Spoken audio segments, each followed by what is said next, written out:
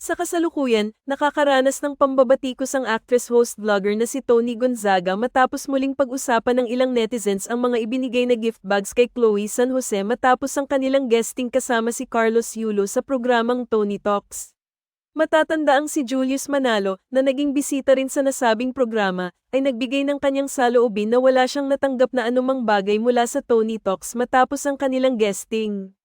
Ang kanyang pagsasalita ay naging viral, lalo na dahil sa emosyonal na pagkikita nila ng kanyang ina na naitampok sa episode. Sa kabila ng hindi pagtanggap ng anumang regalo, lubos pa ring nagpapasalamat si Julius kay Tony Gonzaga at sa kanyang programa. Ayon sa kanya, nagkaroon siya ng pagkakataon na maipahayag ang kanyang kwento sa publiko, na para sa kanya ay isang mahalagang karanasan. Ngunit ang mga netizens ay hindi ito pinalampas at nagpahayag ng kanilang mga saloobin.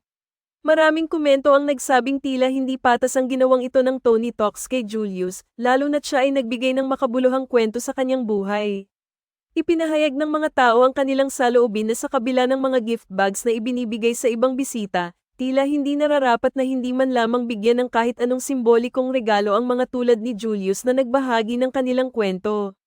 Ito ay nagbukas ng diskusyon sa social media kung gaano nga ba kahalaga ang pagkilala sa mga taong nagbigay ng kanilang oras at kwento sa mga programa.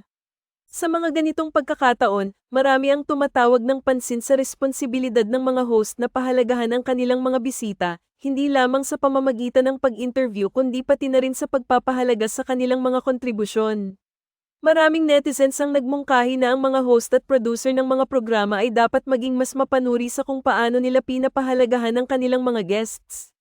Ang insidente ay nagbigay diin din sa mas malawak na usapan tungkol sa paano dapat tratuhin ang mga bisita sa media.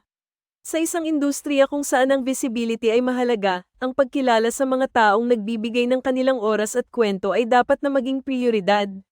Sa kabila ng mga batikos, marami pa ring mga taga-suporta si Tony Gonzaga na nagtanggol sa kanya, na nagsasabing ang kanyang layunin ay ang makapagbigay ng platform para sa mga kwento ng iba. Ang kanyang mga programa ay palaging naging outlet para sa mga tao na nais ibahagi ang kanilang mga karanasan, at ang kanyang mga tagahanga ay patuloy na umaasa na ang mga susunod na episodes ay makapagbibigay ng mas marami pang makabuluhang kwento. Sa huli, ang sitwasyong ito ay nagbigay ng pagkakataon sa mga tao na pag-isipan ang halaga ng pagpapahalaga sa bawat kwento at tao, lalo na sa isang industriya na puno ng ingay at atensyon. Maraming tao ang umaasa na ang mga susunod na bisita sa Tony Talks ay makakatanggap ng wastong pagkilala at pagpapahalaga sa kanilang mga ibinabahagang kwento. Ano ang sa inyo sa balitang ito?